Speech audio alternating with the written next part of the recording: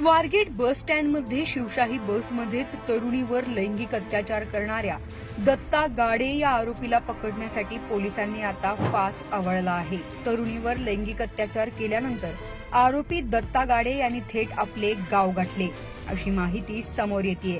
CCTV तपासातून पोलिसांच्या हाती या संदर्भातली काही महत्वाची माहिती समोर आली आहे। त्यानुसार पोलिसांची पथकं आरोपी दत्ता गाडेचे गाव गुणाट या गावात जाऊन पोहोचले आहेत। गुणाट हे गाव पुणे जिल्ह्यातील शिरूर तालुक्यात आहे। या गावात पोहोचलेल्या तपास पथकाला आरोपी दत्ता गाडे याच्याविषयी महत्वाची माहिती मिळाली आहे। याच गावातल्या एका घरात आरोपी शेवटचा दिसला असल्याची माहिती आता समोर आली आहे। व्हिडिओमध्ये दिसत असलेलं हेच ते घर आहे ज्या ठिकाणी आरोपी दत्ता गाडे याला शेवटचं पाहिलं होतं। इतकंच नाही तर याच घरात आरोपीने पाणी देखील पिलं असल्याची माहिती समोर आली आहे। पाणी पिल्यानंतर आरोपी या ठिकाणाहून काही काळ थांबला आणि त्यानंतर बेपत्ता झाला अशी माहिती काही गावकऱ्यांनी दिली आहे। तुम्ही पाहू शकता हेच ते घर ज्या ठिकाणी दत्ता गाडे याला शेवटचं पाहण्यात आलं होतं। गुणाट हे गाव शिरूर तालुक्यातील एक छोटस गाव आहे। आरोपी दत्ता याच गावातला रहिवासी आहे। आरोपीचे इतर कुटुंबीय देखील याच गावात राहतात अशी देखील माहिती समोर आली आहे।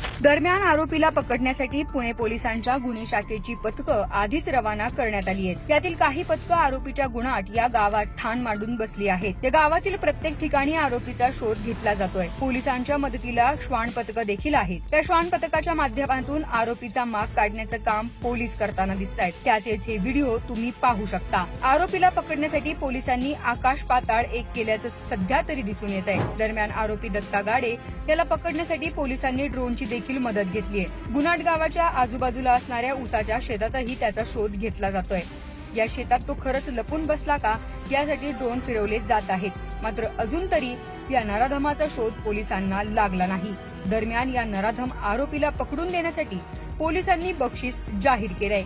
या नराधम फरार आरोपी दत्ता गाडेला पकडून द्या, 1 लाख मिळवा असं आवाहन पुणे पोलिसांनी केलंय।